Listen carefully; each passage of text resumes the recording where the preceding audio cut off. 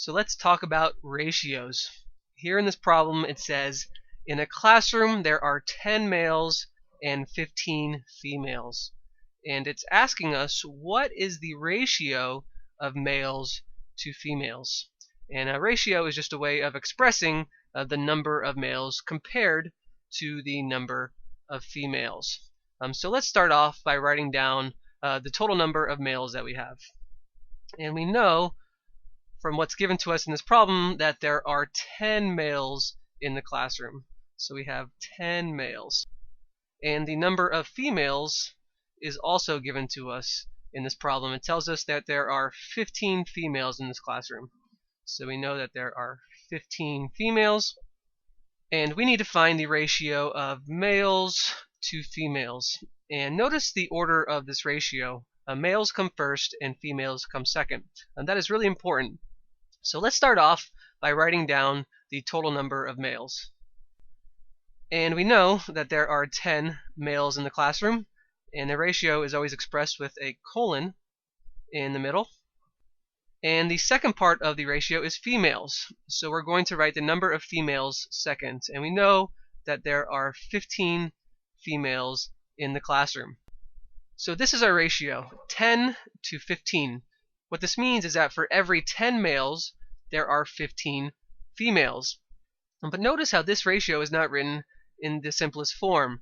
Both of these numbers can be divided by 5 evenly. So let's do that. If we divide 10 by 5, 10 divided by 5 is equal to 2. And if we divide 15 by 5, 15 divided by 5 is equal to 3. So we know for every 2 males, there are 3 females. And that's exactly the same as saying for every 10 males, there are 15 females. But this is just in reduced or simpler form.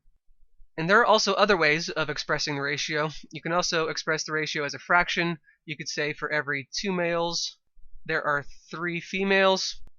Or you could also write the ratio using words. You could say 2 to 3. These are all acceptable ways of saying for every 2 males, there are 3 females. So now let's talk about the ratio of females to males. Remember how I said the order matters. Let's talk about the ratio of females to males. Notice how this time females is the first part of our ratio and males is the second part of the ratio. And this is exactly the opposite. We know that there are 3 females for every 2 males. So the ratio of females to males is 3 to 2. And this time we had to write females first and males second. So that is my brief introduction. Now let's go over 2 word problems that involve using ratios. So here in this problem it says a classroom has a total of 30 students. There are 20 males, and what is the ratio of males to females? So let's start off this problem by writing the total number of males and the total number of females. And it's given to us in this problem, and we know that there are 20 males in the classroom. So we know that we have 20 males. And the number of females in the classroom is not directly given to us, so I'm just going to leave it blank for the moment. But the total number of students is given to us. It says the classroom has a total of 30 students. So we know that there is a total of 30 students. So now we can use this information to find the number of females. We know that the number of females has to equal 10 because if we add the number of males together with the number of females, 20 plus 10 must equal our total of 30. So at this point, most of you can probably finish this on your own. The question's asking us, what is the ratio of males to females? And the males is the first part of our ratio. So I'm going to write the number of males first, which we know that we have 20 males in the classroom. And we have to put a colon in the middle of the ratio. And the number of females is the second part of the ratio. So we know that there are 10 females in the classroom. So the second part of our ratio is going to be 10.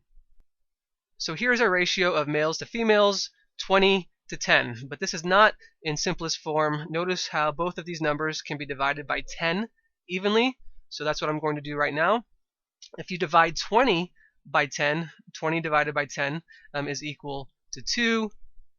And if you divide 10 by 10, 10 divided by 10 is equal to 1.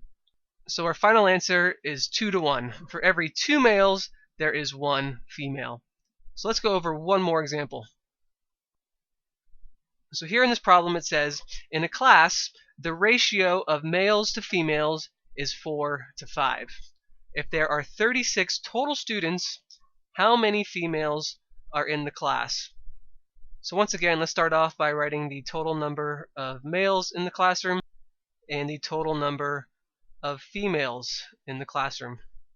And none of this information is directly given to us. The only thing it tells us is the ratio of males to females is 4 to 5. So let's just say that we have 4 males and 5 females. And this is because we know the ratio of males to females is 4 to 5.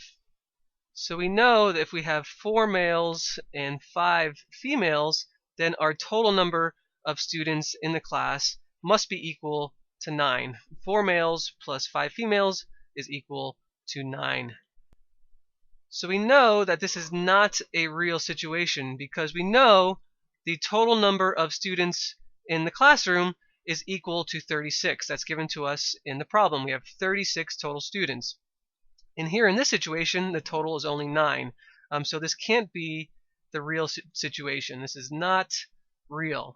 However, the ratio is correct. The ratio of 4 males to 5 females is correct. So now let's make another box of the real number of students in the classroom. And we know that there is a total of 36 students.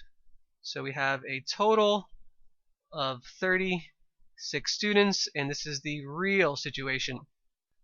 So let's take a look at what just happened. Our total number before was 9, and we had to multiply that by 4 to get our real number of 36. So that means we need to multiply everything by 4 to keep the ratio the same. We need to multiply the number of females by 4, and we need to multiply the number of males by 4.